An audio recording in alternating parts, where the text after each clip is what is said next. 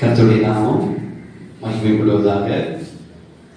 ஆண்டவருடைய அளவற்ற கிருபையினாலும் கர்த்தருடைய மாறாத மிகுந்த நல்ல தயவினாலும் மீண்டும் கர்த்தருடைய வார்த்தையை பிரசங்கிப்பதற்காக கர்த்தர் நிறுத்திய நல்ல தயவுக்காக நான் கர்த்தரை துதிக்கிறேன். ஆமென். அல்லேலூயா. ஸ்தோத்திரம். இந்த நாளிலும் நம்முடைய வேத வசன தியானத்திற்கு ஆதாரமாய் செய்திக்கு 2 வசனத்தை நாம் எடுத்து வாசிக்க கேட்கலாம். முதல் பகுதி யோவேல் 2ஆம் அதிகாரம் 25ஆம் வசனத்தை படிங்க. நான் உங்களிடத்தில் அனுப்பின என் பெரிய சேனையாகிய வெட்டுக்கிளிகளும் பச்சை கிளிகளும் முசுக்கட்டை பூச்சிகளும் பச்சை புழுக்களும் பட்சித்த வருஷங்களின்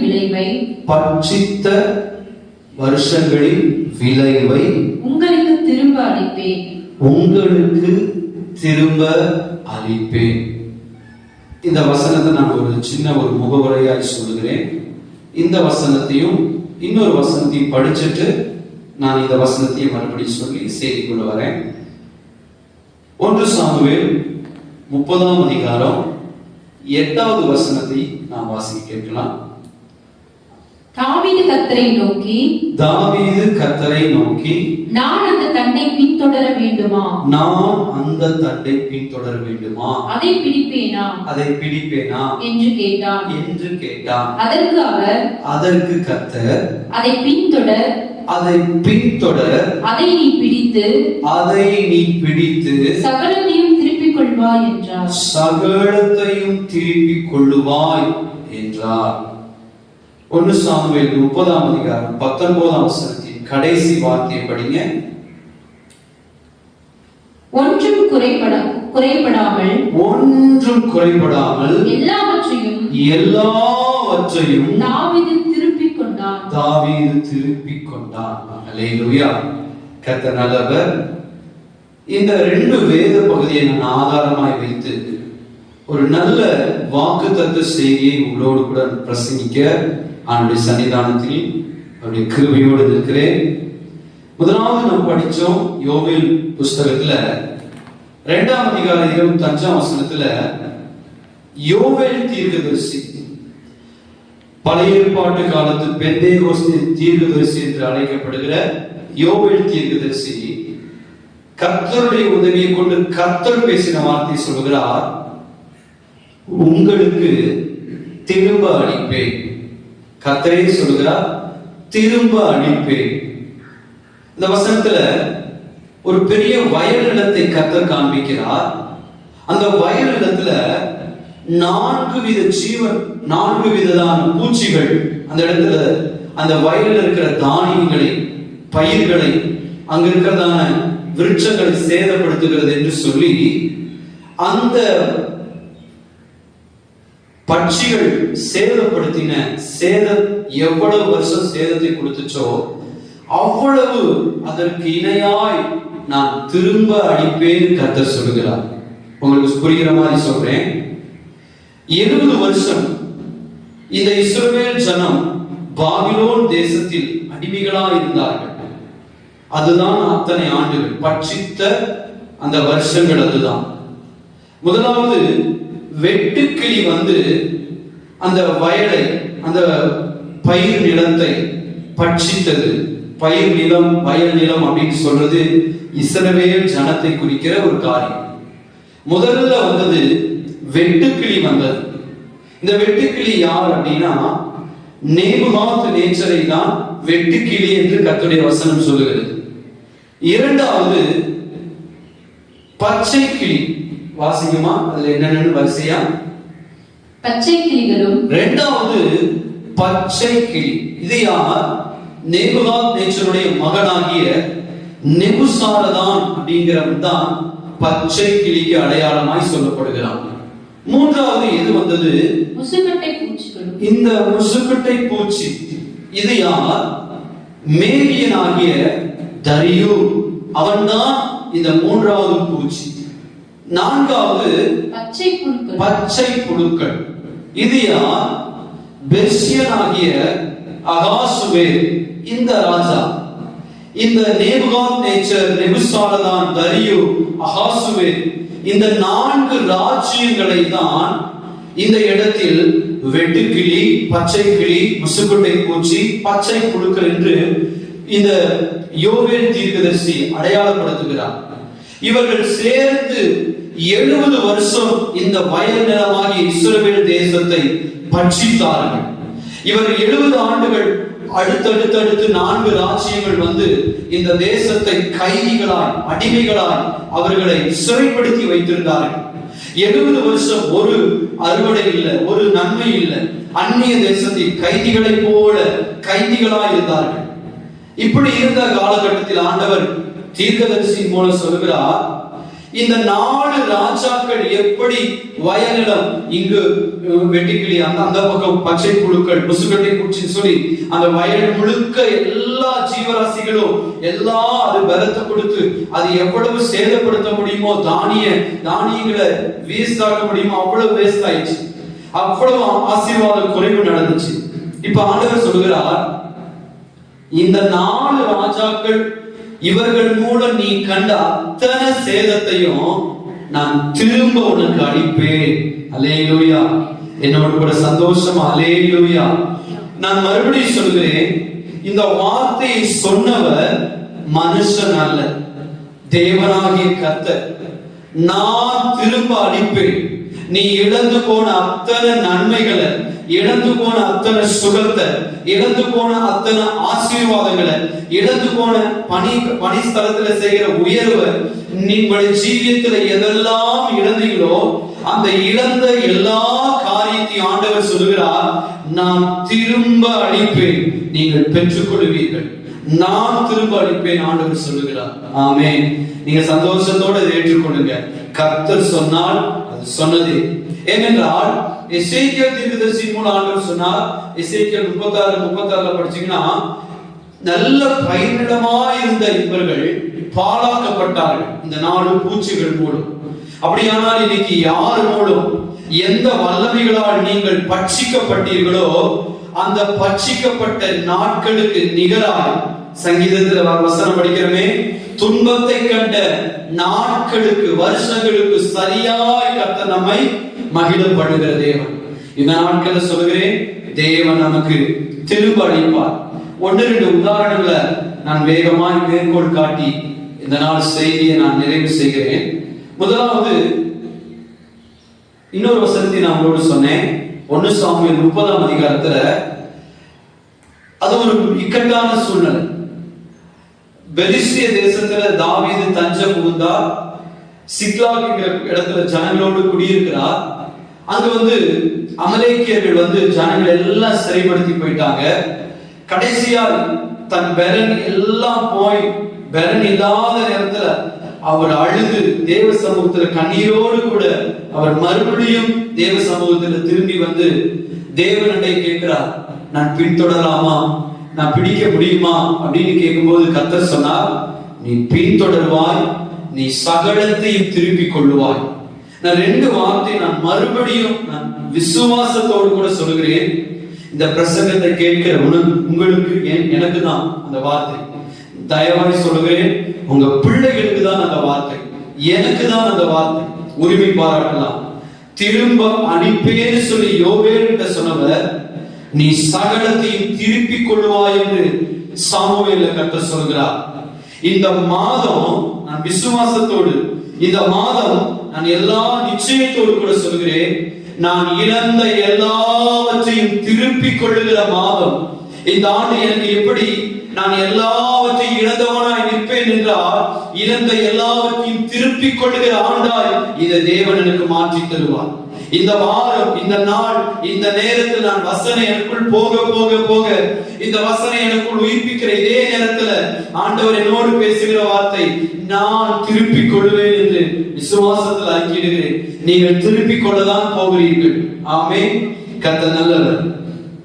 1-2 உதாரணங்கள் சம்பவத்தை நான் நினைப்பூட்டுகிறேன். முதல் ஒரு சம்பவமாய் வேத புஸ்தகத்துல முதல் புஸ்தகமாகிய ஆதியாகமம் 1ஆம் அதிகாரம் 2ஆம் அதிகாரத்துல நீங்க படிச்சீங்கன்னா ஆதாம் ஏவாள் இவர்களை குறித்து சொல்லவே தேவையில்லை. சண்டே ஸ்கூல்ல இருந்தே நம்ம படிச்சிருக்கோம். இந்த ஆதாம் ஏவாள் ராஜாவை போல இருந்த காலம் அது. ஒரு இளவரசனை போல இருந்த நாட்கள் அது. எல்லா அதிகாரத்தையும் கிட்டத்தட்ட நான் வேதத்தை நம்ம படிக்கும் போது ஆண்டவர் 7 ஆசீர்வாதத்தை கர்த்தர் ஆதாமுக்கு கொடுத்திருந்தார், ஏவாளுக்கு கொடுத்திருந்தார். ஒண்ணு தேவ சாயல், தேவ மகிமை, தேவ ஆளுகை, அழியாமை, அதிகாரம், ஐக்கியம், நித்திய ஜீவன். இது எல்லாவற்றையும் கர்த்தர் கொடுத்து இந்த முதல் குடும்பத்தை, முதல் மனுஷனை, மனுஷியை ஏதேனுக்கு ராஜாவாய் கர்த்தர் அபிஷேகம் பண்ணி வச்சிருந்த காலம். எல்லா நன்மை தன்னுடைய மகிமையை கொடுத்து வச்சிருந்த நாட்கள். இந்த ராஜாவாய் இருந்த மனுஷன் 3ஆம் அதிகாரத்துக்கு வரும்போது அவனுடைய வாழ்க்கை எப்படி மாறுகிறது என்றால், ஒரு அகதியை போல, திருடனை போல, ஒரு அடிமையை போல அவன் மாறி இருக்கிறதை நம்மால் பார்க்க முடியும். முதல் 2 அதிகாரத்தில் நல்ல பிரபுவாய், ராஜாவாய் நின்ற மனுஷன் இந்த ஆதாம். ஆனால் இவனுக்கு கர்த்தர் கொடுத்த 7 ஆசீர்வாதங்கள் இவனை விட்டு பறிபோன அந்த நாட்கள் 3ஆம் அதிகாரத்துல வரும்போது அவன் பரிதாப கோலத்தை நாம் பார்க்க முடியும். இந்த முதலாம் மனுஷன், முதல் ஆதாம், முதல் மனுஷன், முதல் குடும்பம் இழந்து போன எல்லா நன்மையும் திரும்ப நமக்கு தருவதற்காக தான் 2ஆம் ஆதாமாகிய கர்த்தராகிய இயேசு இந்த பூமிக்கு இரட்சகராக வந்தார். இன்னைக்கு நான் உங்களோடு சொல்கிறேன், இதுவரைக்கும் இந்த பிரசங்கம் கேட்கிற இந்த நேரம் வரைக்கும் உங்க உள்ளத்துல ஒரு நல்ல மெய்யான சமாதானம் இல்லை என்றால், அந்த மெய்யான சமாதானத்துக்கு பல முறை அந்த மெய் சமாதானத்துக்காக நீங்க பல அங்கலாய்ப்பு பிரயாசப்பட்டீங்கன்னா, நான் மறுபடியும் சொல்கிறேன், இந்த ஆதாம் இழந்து போன எல்லா நன்மையும் பெற்றுக் கொடுக்க 2ஆம் ஆதாமாகிய இயேசு வந்தார். அதே ஆதாம் 2ஆம் ஆதாமாகிய இயேசு அந்த மெய் சமாதானத்தை, இழந்த மெய் சமாதானத்தை நமக்கு தரப்போகிறார். ஒரு 1-2 சம்பவத்தை நான் அடுத்தது வேகமாய் சொல்றேன். 2 ராஜாக்கள் புஸ்தகத்துல 6ஆம் அதிகாரத்தை வரும்போது முதல் 7 வசனத்தை நீங்க பாத்தீங்கன்னா அங்க ஒரு சம்பவம் நடக்குது. எலிசாவின் நாட்களில் முதல் ஒரு 2 வசனத்தை படிக்குமா? தீர்க்கதரிசிகளின் புத்திரர் எலிசாவை நோக்கி இதோ நாங்கள் உம்முடன் குடியிருக்கிற இந்த இடம் எங்களுக்கு நெருக்கமாய் இருக்கிறது. நாங்கள் யோர்தான் மட்டும் போகணும். அவ்விடத்தில் ஒவ்வொருவர் உத்திரத்தை வெட்டி குடியிருக்க அங்கே எங்களுக்கு ஒரு இடத்தை உண்டாக்குவோம் என்றார்கள். சரி, அடுத்த வசனம்.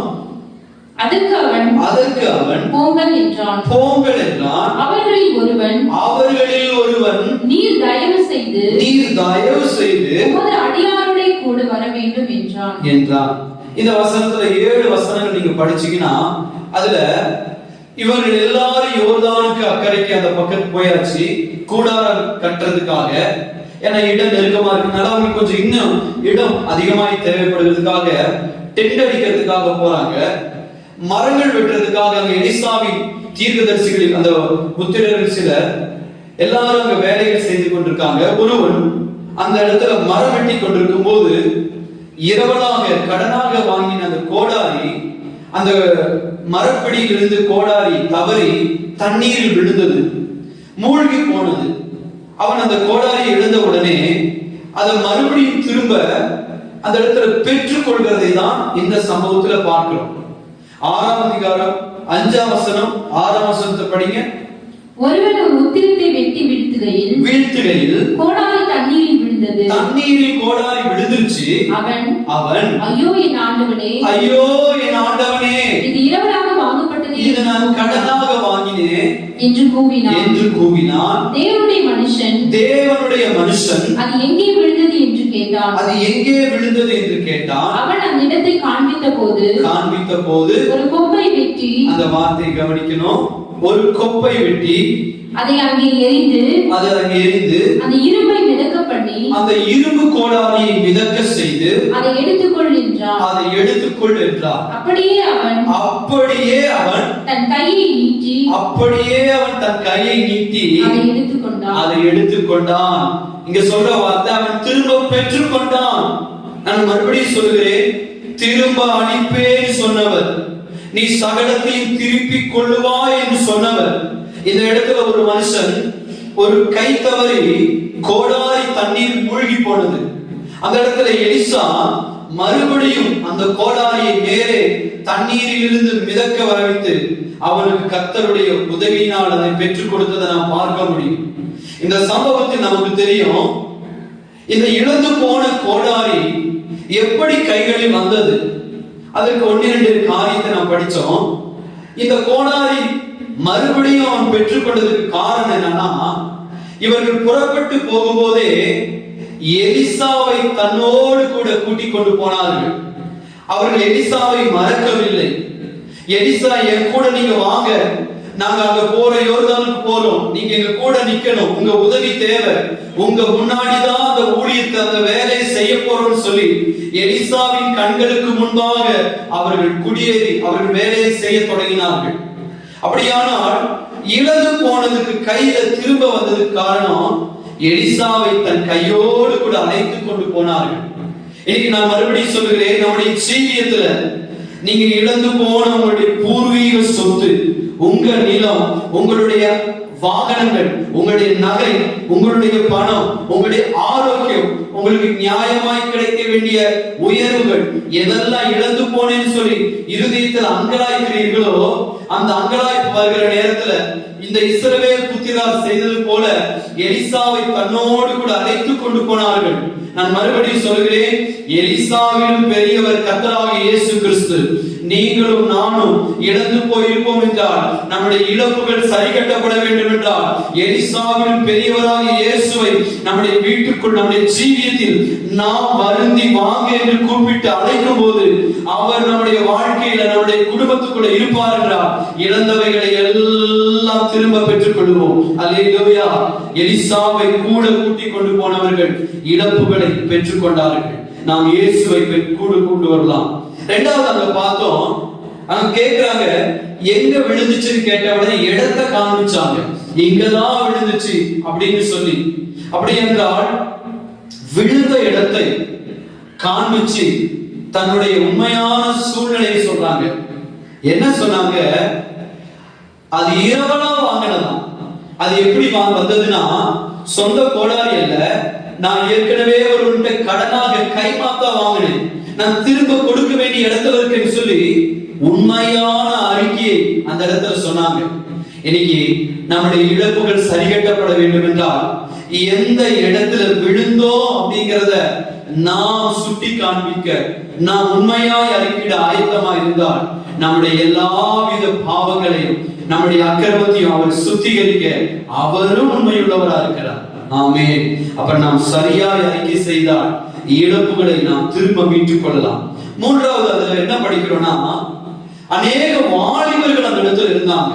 ஒருவன் போல ஒரு திரள் கூட்ட வாலிபர்கள் அங்க மரம் வெட்டி கொண்டிருந்தாங்க. இந்த இடத்துல மரம் வெட்டி கொண்டிருக்கும் போது அது ஒருவருடைய கோடாரி தான் விழுந்தது.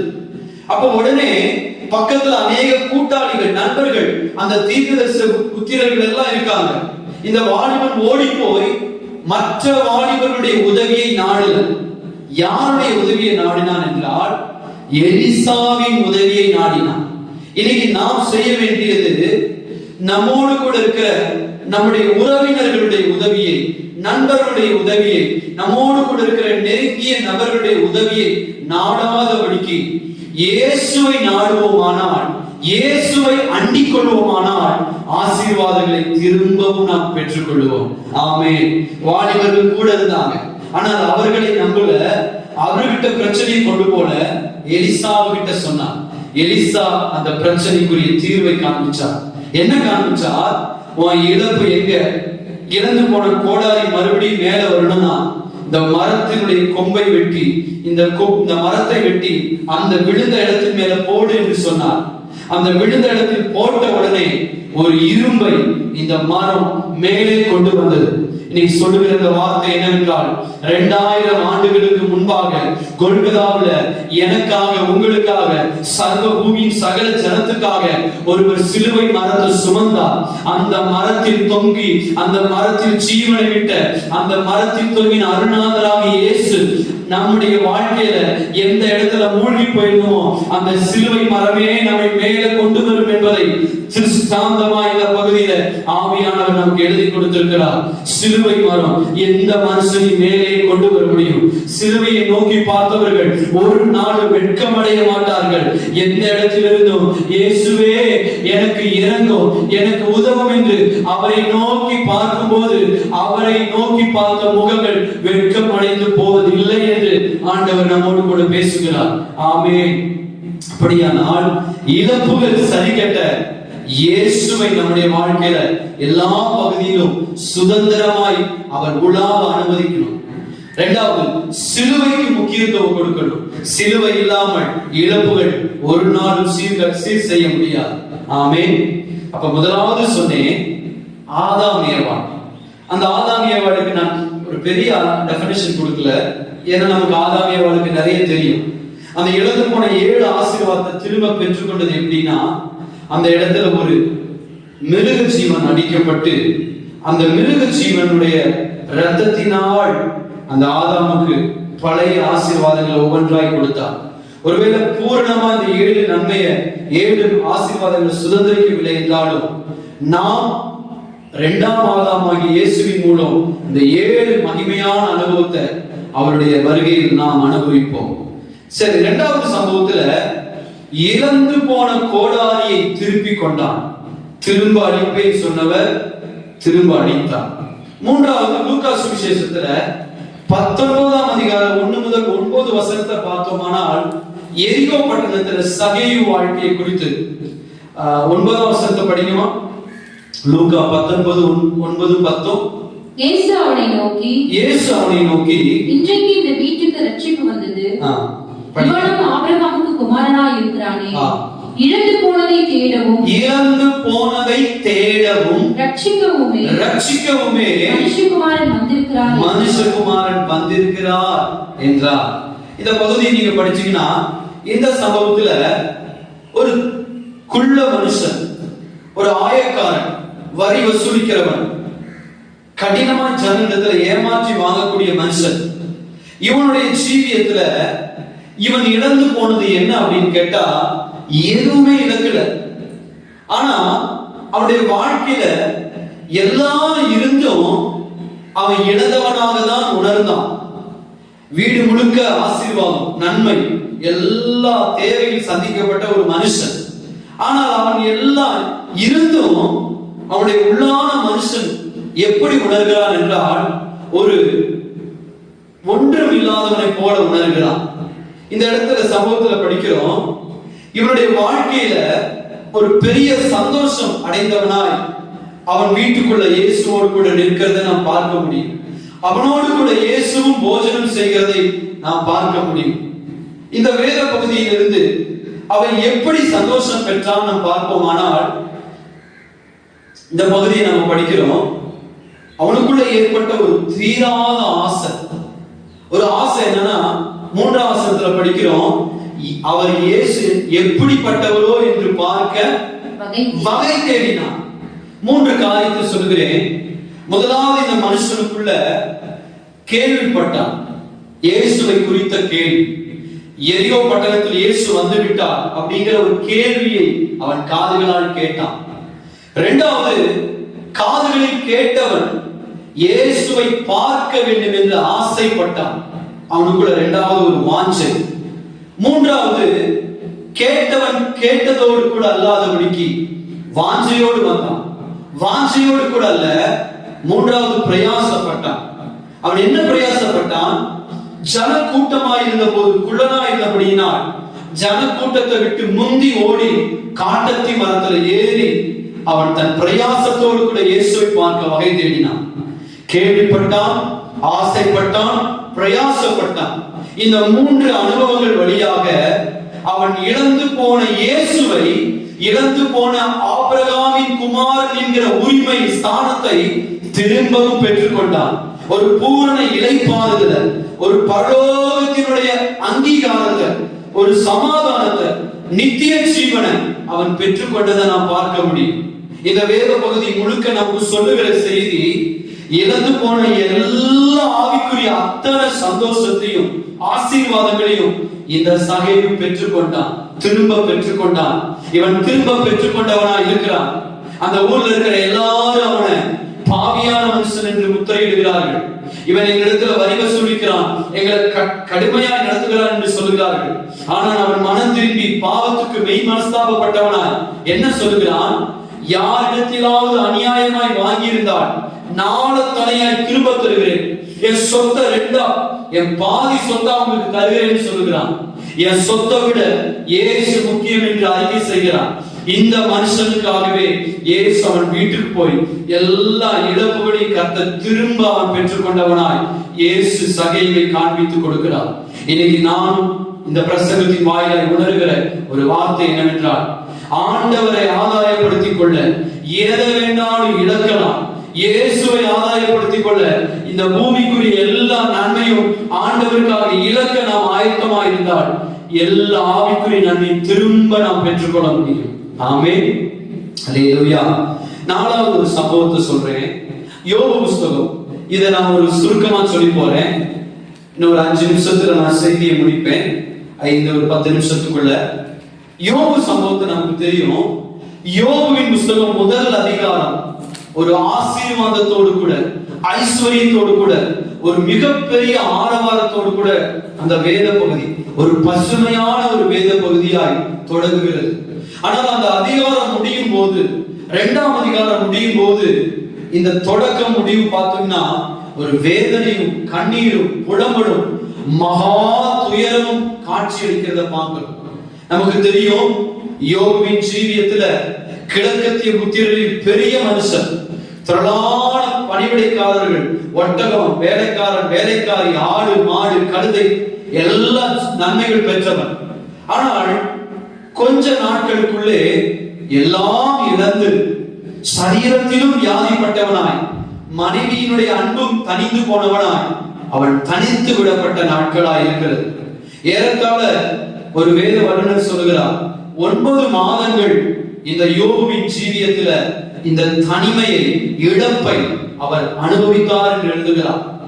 யோபுவின் புஸ்தகத்தில் 42ஆம் அதிகாரத்துல நீங்கள் 10ஆம் வசனத்திலிருந்து 12ஆம் வசனத்து வரைக்கும் நீங்க படிச்சீங்கன்னா, யோபுவின் புஸ்தகம் 42:9 படிச்சீங்கன்னா, வாசிங்கம்மா. 42:9. அப்பொழுது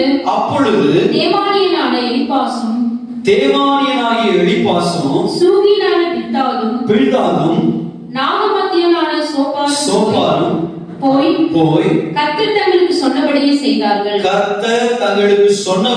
செய்தார்கள். அப்பொழுது கர்த்தர், அந்த வார்த்தையை கவனிங்க, அப்பொழுது கர்த்தர் யோபுவின் முகத்தை பார்த்தார். அப்பொழுது கர்த்தர் யோபுவின் முகத்தை பார்த்தார். 10வது வசனம். யோபு தன் சிநேகிதனுக்காக வேண்டுதல் செய்த போது கர்த்தர் அவன் சிறையிருப்பை மாற்றினார். 12ஆம் வசனம். கர்த்தர் யோபுவின் முன்னிலைமையை பார்க்கிலும் அவன் பின்னிலைமையை ஆசீர்வதித்தார். 14,000 ஆடுகளும் போதும். அங்க இரட்டத்தனையான ஆசீர்வாதத்தை அப்படியே கோடிட்டு காண்பிக்கிறார். இந்த இடத்துல நம்ம சொல்ற வார்த்தை, முதலாவது நான் உங்களுக்கு சொன்னேன் ஆதாம் ஏவாள். 2வது எலிசாவின் நாட்களில் நடந்த கோடாரியின் சம்பவத்தின் இழப்புகள் திரும்ப பெற்றுக் கொண்டார்கள். 3வது சகேயை சொன்னேன். 4வது யோபுவை குறித்து சொல்லும்போது, எல்லாம் இழந்த மனிதன் ஒரு நாள் வந்த போது அவனுடைய ஜீவியத்தில் 9 மாதங்கள் நிறைவேறி முடிந்த பிறகு 10ஆம் மாதம் ஒன்று வந்த போது அந்த நாளிலே நடந்த சம்பவம் என்னவென்றால், எதெல்லாம் இழந்தாரோ இந்த மனுஷன், அது எல்லாவற்றையும் தேவன் நினைத்து நினைத்து நினைத்து ஒவ்வொரு பிளஸிங்காய் கவுண்ட் பண்ணி எண்ணி எண்ணி எண்ணி எண்ணி அவருடைய மந்தைகளை பெருக செய்தார், அவருடைய தொழுவத்தை பெருக செய்தார், அவருடைய வீடுகளை பெருக செய்தார். எல்லா ஆசீர்வாதத்தை கர்த்தர் கொடுத்தார். எந்த மனைவி இனி பிள்ளை பெற முடியாது நினைத்தாலோ அவளுடைய சரீரத்திலேயே 10 பிள்ளைகளை மறுபடியும் கர்த்தர் பெற்றெடுக்க பலப்படுத்தினார், மறுபடியும் பெற்றுக்கொண்டார். ஸ்தோத்திரம். எந்த யோபுவின் மனைவி ஒன்றும் இல்ல, தேவரை தூசித்து உன் ஜீவனை விடு, அவர் எல்லாம் எடுத்துட்டார் என்று சொல்லி ஆண்டவரை புரிந்து கொள்ளாமல் புலம்பி முறுமுறுத்தாங்களோ அதே கர்ப்பப்பை அதே வயிற்றுல ஸ்தோத்திரம் ஒவ்வொரு ஆண்டும் கர்த்தருடைய நாமத்தில் 10 பிள்ளைகளை பெற்றெடுக்க, திரும்பவும் பெற்றுக்கொள்ள, திரும்பவும் ஆசீர்வாதங்களை கொண்டு வர கர்த்தர் கிருபை செஞ்சார். இன்னைக்கு மறுபடியும் சொல்கிறேன், யோபுவின் ஜீவியத்துல எல்லாவற்றையும் திரும்ப அடித்த அதே தெய்வம், யோபுவை எல்லாம் திருப்பிக் கொள்ள வைத்த அதே கர்த்தர் நம்முடைய வாழ்க்கையில நாம் திரும்ப எல்லாவற்றையும் சுதந்திரிக்க கர்த்தர் கிருபை செய்வார். நாம் திருப்பிக் கொள்ள போகிறோம். ஆமென். எதுவும் போகல, எதுவும் நம்ம கைவிட்டு மீறி போகல. நான் சொல்றேன் மறுபடியும், கோடி கோடி ரூபாய் கைவிட்டு போனாலும் சரி கர்த்தர் கூடவே நிற்கிறார். ஒரு பெரிய ஸ்தோத்திரம், ஜனக்கூட்டம் நம்மோடு கூட இருந்தாங்க, கைவிட்டுட்டாங்க, அவங்க எல்லாம் போயிட்டாங்க, நம்பினவங்க ஏமாத்திட்டாங்க. இல்ல, அவர்கள் போனாலும் கர்த்தருடைய வார்த்தை போல, அவர் சொன்ன வார்த்தை, வானமும் பூமி ஒளிந்து போனாலும் என் வார்த்தை ஒளிந்து போவதில்லை என்று சொன்னவருடைய வார்த்தை உயிரோடு இருக்கிறது. சொன்னவர் சொன்னபடியே நிறைவேற்றுவார். நாம் திருப்பிக் கொள்ளுவோம். ஆமென். கடைசி ஒரு காரியத்தை சொல்லுகிறேன். ஆதியாகமம் 14ஆம் அதிகாரம் 16ஆம் வசனத்தை நாம் வாசிக்க கேட்கலாங்களா? சகல பொருட்களையும் திருப்பி கொண்டு வந்தான், சகல பொருட்களையும் திருப்பி கொண்டு வந்தான், தன் சகோதரனாகிய லோத்தையும் அவனுடைய பொருட்களையும் ஸ்திரீகளையும் ஜனங்களையும் திருப்பி கொண்டு வந்தான். இந்த சம்பவத்தை நீங்க படிக்கும் போது ஆபிரகாமுடைய ஜீவியத்துல முக்கியமான காரியம் நாம் கவனிக்க போகிறோம். ஆதியாகமம் 14ஆம் அதிகாரம் 13ஆம் வசனத்திலிருந்து 24ஆம் வசனம் வரைக்கும் ஒரு பெரிய தொடர் பகுதி தான். சோதோம் பட்டணத்தில் இருக்கிற ராஜாவை பிடித்து அங்க இருக்கிற ஜனங்களை சிறைப்படுத்துவதற்காக சில தேசத்தின் ராஜாக்கள் வராங்க. அப்படி வந்து சோதோம் ராஜாவையும் குடிகளையும் ஆடு மாடு எல்லாவற்றையும் சிறைப்பிடித்துக் கொண்டு அவர்கள் போய்விட்டார்கள். அவர்கள் போன பிறகு இந்த செய்தியை ஏதோ ஒரு நபர் மூலம், எபிரேயனாகிய ஒரு மனுஷன் மூலம் ஆபிரகாம் ஒரு நாள் கேட்டார். இந்த ஆபிரகாம் தன் காதுகளில் இந்த செய்தியை கேட்ட உடனே என்ன செய்தார் என்றால் 16ஆம் வசனத்தை 15ஆம் வசனத்தை படிக்கலாங்களா? ராக்காலத்திலே அவனும் அவன் வேலைக்காரரும் பிரிந்து, ஆபிரகாமும் அவன் வேலைக்காரரும் பிரிந்து பவுஞ்சிகளாய் குழுக்களாக அவர்கள் மேல் விழுந்து அவர்களை முறியடித்து, சத்துருக்களை முறியடித்து தமஸ்குக்கு இடதுபுறமான ஓபா மட்டும் துரத்தி, சகல பொருட்களையும், அந்த வார்த்தை துரத்தி சகல பொருட்களையும் திருப்பி கொண்டு வந்தான். படிங்க. தன் சகோதரனாகிய லோத்தையும் அவனுடைய பொருட்களையும் ஸ்திரீகளையும் ஜனங்களையும் திருப்பி கொண்டு வந்தான். அந்த 16ஆவது வசனத்துல 2 வார்த்தை மறுபடியும் திருப்பி கொண்டு வந்தான். அப்படியானால் ஆபிரகாம் லோத்துவின் ஜீவியத்துல எல்லா நன்மை, அந்த சோதோம் குடி அனைத்தையும், சோதோம் பட்டணம் இன்னைக்கு ஸ்தோத்திரம் நல்லா இருக்காங்க, சோதோம் பட்டணம் சந்தோஷமா இந்த ராஜா நிற்கிறார் என்றால் அதற்கு காரணம் என்னவென்றால் ஆபிரகாமுடைய வாழ்க்கையில, ஆபிரகாமுடைய வேலைக்காரர் மூலம் சகலவற்றையும் கர்த்தர் திரும்பவும் கொண்டு வந்தார், திருப்பி கொண்டான். இந்த சம்பவத்துல சொல்லும் போது ஒரு 3 காரியத்தை சொல்கிறேன் அல்லது 4 காரியத்தை சொல்கிறேன். இந்த வேத பகுதியில சோதோம் ராஜா, சோதோம் குடிகள், லோத்துவின் குடும்பத்தினர் அந்த சத்துருக்கள் கையிலிருந்து விடுதலையாகி எல்லாரும் மறுபடியும் சந்தோஷமாய் திரும்பி வந்ததுக்கு காரணம் என்னன்னா ஒரு 4 குறிப்புகளை படிக்கிறதுல. முதலாவது ஆதியாகமம் 14:14 படிக்கிறோம். தன் சகோதரன் படிக்குமா? சிறையாக கொண்டு போகப்பட்டதை, தன் சகோதரன் சிறையாக கொண்டு போகப்பட்டதை ஆபிரகாம் கேள்விப்பட்ட போது, ஆபிரகாம் காதுல கேட்டவுடனே, அவன் தன் வீட்டிலே பிறந்த, அந்த வார்த்தை தான் முதல் காரியம், தன் வீட்டிலே பிறந்த கை படிந்தவர்களாகிய 318 ஆட்களும்.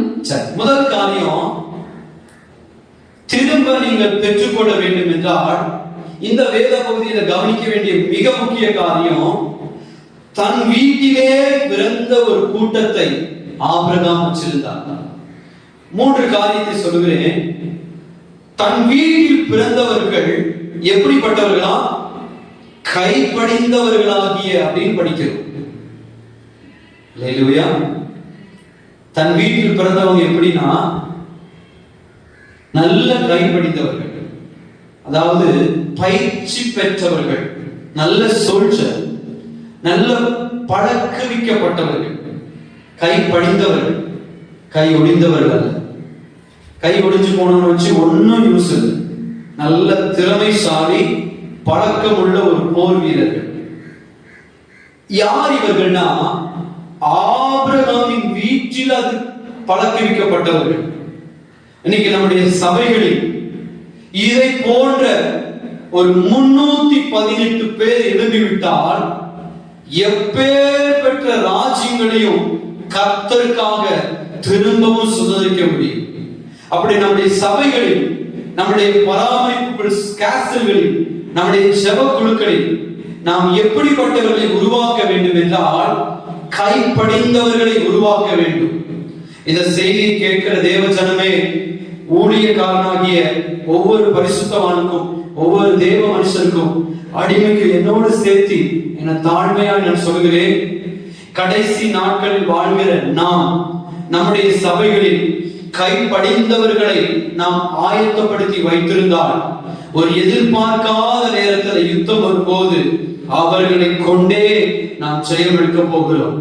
அநேக நேரத்தில் பயம் என்னன்னா, இந்த ஒரு குடும்பத்தை, இந்த விசுவாசிய வளர விட்டுட்டா, அல்லது இவர்கள் வளர்ந்து விட்டால் நம்மளை விட்டு பிரிஞ்சு போயிடுவாங்களா என்று சொல்லி எல்லா ஊழியர்களுக்குள்ள இருக்கிற பயம் அதுதான்.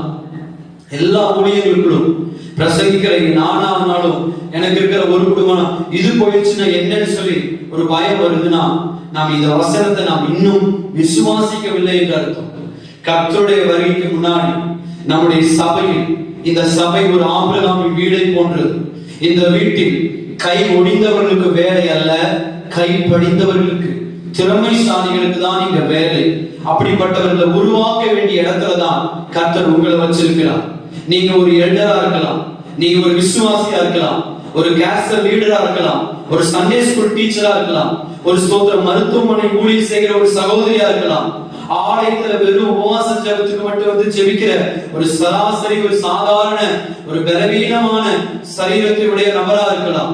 எந்த ஊழியத்தை செய்தாலும் ஆண்டவரின் நாமத்தில் சொல்கிறேன், நீங்கள் தான் உங்கள் சபைக்கு ஆபிரகாமின் வீட்டில் வளர்ந்த கைப்படிந்தவர்களாகிய தேவஜனம். ஆமென். உங்களை கொண்டே கர்த்தர் பெரிய காரியத்தை செய்ய போறார். இரண்டாவது என்னன்னா, இந்த கைப்படிந்தவர்கள் ராக்காலத்துல அவர்கள் தூக்கத்தை தியாகம் செஞ்சு ஆயுதம் சுமந்தவர்கள். ராக்காலத்துல சங்கீதம் 133 படிக்கிறோமே, ராக்காலத்துல தேவ சமூகத்துல கைவிரித்து ஜெபிக்கக்கூடிய தேவ மனிதர்கள், சகோதரர்கள், ஊழியர்களை கர்த்தரை நினைச்சு ஸ்தோத்திரம் பண்றார். அப்படியானால் நாம் ராக்காலங்களை ஜெபிக்கக்கூடிய அந்த ஜெப வீரரை நம்முடைய சபைகள் எழுமணும். நாம் ராக்காலத்துல ஜெபிப்போமானால் இழந்தவைகளை திருப்பிக் கொள்ளுவோம். நான் சொல்ற வார்த்தையை கவனிங்க. இந்த ஆண்டு முடிவதற்கு இன்னும் சில மாதம் தான். இழந்த எல்லாம் திரும்ப பெற போகும். எல்லாம் பெற்றுக்கொள்ள வேண்டும் என்றால் இன்று இரவு நேரத்திலிருந்து ஒரு விசேஷித்த ராஜாமத்தினுடைய ஜெப நேரத்தை நீங்க குறித்து கொண்டு ஜெபிக்க ஆரம்பிங்க. அப்பொழுது இழப்புகளை நாம் திரும்ப பெற முடியும். அது மட்டுமல்ல, பவுஞ்சுகளாய் குழுக்களாய் சேர்ந்து செயல்பட்டார்கள். அவர்கள் குழுக்களாய் சேர்ந்து செயல்பட்ட போது மிகப்பெரிய அற்புதம் நடைபெற்றது. இந்த நாட்கள் இந்த வசனங்களை சொல்லி நான் முடிக்கிறேன். ஆபிரகாம் 318 பேரை அவன் தன்னோடு கூட்டிக் கொண்டு போய் காலத்துல குழுக்களாய் செயல்பட்ட போது சோதோம் அத்தனை குடிகளையும், லோத்துவின் அத்தனை பொருட்களையும், எல்லா மனிதர்களையும், ஆடு மாடு கழுதை எல்லா ஒட்டகங்கள் ஜீவராசிகளையும் இவர்கள் 318 பேர் யுத்தம் செய்து திரும்ப கொண்டு வந்தார்கள். திருப்பி கொண்டு வந்தார். இந்த செய்தி சொல்லுகிற வார்த்தை, ஆபிரகாமாய் கர்த்தர் உங்களை வைக்கிறார். நீங்கள் தான் இந்த கடைசி நாட்களில் தேவன் எதிர்பார்க்கிற ஆபிரகாமின் சந்ததி. நீங்கள் ஆபிரகாமின் ஆவி உடையவர்களாய், ஆபிரகாமின் விசுவாசத்தை உடையவர்களாய் செயல்பட்டால் உங்கள் மூலம் திரும்பவும் நீங்கள் இழந்தவைகளை சுதந்திரிக்க முடியும். ஆமென். இந்த நாட்கள்ல நம்ம உங்களோடு கூட மேற்கோள் காட்டி இந்த வசனங்களால் நம்முடைய வாழ்க்கையில கர்த்தர் திரும்பவும் நாம் நம்முடைய இழந்தவைகளை கர்த்தர் பெற்றுக்கொள்ள நமக்கு கிருபை தர போகிறார். இந்த நாட்கள் உங்களோடு கூட சொல்ற வார்த்தை, இழக்கிறதுக்கு எதுவுமே இல்லைன்னு நீங்க சொல்லலாம். ஆனா நிறைய காரியத்தை இழந்திருக்கும். நான் ஞாபகப்படுத்துகிறேன், உங்களுக்கு சொல்றேன், எனக்கு தெரிஞ்சதை உங்களுக்கு ஞாபகப்படுத்துறேன். அதை 1-2 வரிசையா நீங்க கவனிங்க. ரட்சிக்கப்பட்ட நாட்கள்ல நமக்கு இருந்த விசுவாசம், அந்த விசுவாசத்தை இன்னைக்கு நிறைய குடும்பங்கள் இழந்து போயிருக்கு. ரட்சிக்கப்பட்ட நாட்கள் அந்த விசுவாசம், அன்னைக்கு நம்ம ஆண்டவருடைய சமூகத்துல ஜெபித்து ஜெபித்து பாடி பாடி கிருபையை வாங்கியிருக்கோம். எத்தனையோ நாட்கள் கிருபை இழந்துட்டோம். திரும்பவும் கிருபையை பெறணும். எத்தனை நாட்கள் அபிஷேகம் இல்லாம ஜெபத்தை முடிச்சிருக்கோம். எத்தனை நாட்கள் அபிஷேகம் இல்லாம ஊழியத்தை நம்ம முடிச்சிருக்கோம். மறுபடியும் மறுபடியும் அந்த ஆதி அபிஷேகத்துக்கு திருமணம். தேவ சமூகத்தை பார்க்காம வெளியே போக மாட்டேன், வேத வசனத்தை படிக்காம வேற நியூஸ் பேப்பரை கூட, வேற செய்தியை கூட கேட்க மாட்டேன்னு சொல்லி வைராக்கியமா நின்னுமே, அந்த வைராக்கியத்துக்கு நம்ம திருமணம். எந்த காரியத்தையும் தேவ சித்தத்தை செய்வேன், தேவ சித்தம் கேட்காம செய்ய மாட்டேன், ஊழியக்காரர்கிட்ட கேட்டு செய்வேன்னு சொல்லிட்டு அன்னைக்கு இருந்த தேவ சித்தம் செய்யக்கூடிய வாழ்க்கைய நம்ம திரும்ப பெறணும். எத்தனையோ காரியங்கள் இன்னும் சொல்ல முடியும். நம்முடைய ஆதி அன்புக்கு திருமணம், ஆதி பழைய அபிஷேகத்துக்கு திருமணம், நம்முடைய பிரதிஷ்டை பண்ண வாழ்க்கை, நம்முடைய பிரதிஷ்டை ஜீவித்துக்கு திருமணம். எத்தனையோ காரியத்துல பிரதிஷ்டை பண்ணணும். வஸ்திரத்துல பிரதிஷ்டை, உணவுல பிரதிஷ்டை, அநேக காரியத்துல பிரதிஷ்டை செஞ்சோம். ஆனா இதெல்லாம் பிரதிஷ்டை போய் இன்னைக்கு நம்முடைய பிரதிஷ்டை வாழ்க்கை உடைக்கப்பட்டு மங்கி எறிகிறது நம்ம பார்க்கலாம். இன்னைக்கு ஆண்டோடைய நாமத்துல மறுபடியும் சொல்லுகிறேன், உலக நன்மையோ ஆவிக்குரிய நன்மையோ இழந்த எல்லாவற்றையும் நாம் திரும்ப பெறப்போகிறோம். திரும்ப அடிப்பேன் சொன்னவர், திருப்பி கொள்ளுவாய் என்று சொன்னவர் அதை நமக்கு செய்ய கிருபை தரப்போகிறார். கண்களை மூடி ஒரு நிமிஷம் ஜெபித்து நம்ம முடிக்கலாங்களா? பரிசுத்தமுள்ள நல்ல பிதாவே, திரும்ப அடிப்பேன் சொன்னவர்,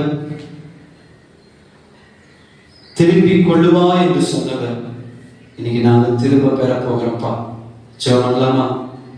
ஆதாம் ஏவாள் அவங்க பெறல, அவருடைய சந்ததியாகிய நாம் திருப்பி கொள்ள போகிறோம். திருப்பி கொண்டோம், இனி திருப்பி கொள்ள போகிறோம். இரவலாக வாங்கின கோடாரி திருப்பி கொண்டார். என்னுடைய ஜீவியத்திலே நான் திருப்பிக் கொள்ள போகிறேன். லூக்காவில் படிக்கிறோம், சகேயுடைய ஜீவியத்தில் ஆபிரகாமின் குமாரன் என்ற உரிமையை, ஸ்தானத்தை, அந்தஸ்து திரும்பவும் திருப்பிக் கொண்டான். அவன் நியூதனா இருந்தாலும் அந்த அந்தஸ்து இல்லாதவனா இருந்தான். அவன் திரும்பவும் தன்னுடைய ஆவிக்குரிய ரட்சிப்பை, ஆவிக்குரிய சந்தோஷத்தை, ஆவிக்குரிய தேவனுடைய அந்த மகிமையான அங்கீகாரத்தை திருப்பிக் கொண்டான். யோபு திரும்பவும் சிறையில் இருந்து வெளியே வந்து இரட்டிப்பாய் திருப்பிக் கொண்டார். ஆபிரகாம் லோத்துவுக்காக போரிட்டு எல்லாவற்றையும் திருப்பிக் கொண்டார். இன்னைக்கு நாம் நம்முடைய ஜீவியத்துல திருப்பிக் கொள்வோமா? தாவீது சகலத்தையும் திருப்பிக் கொண்டார். நாம் திருப்பிக் கொள்வோம். திரும்ப அடிப்பேன் சொன்னவர்கிட்ட மறுபடியும் நாம் கேட்போம். கர்த்தர் தருவார். இயேசுவின் நாமத்தில் பிதாவே, ஆமென். God bless you. கர்த்தருடைய கிருபை நம்மோடு கூட இருப்பதாக. ஆமென்.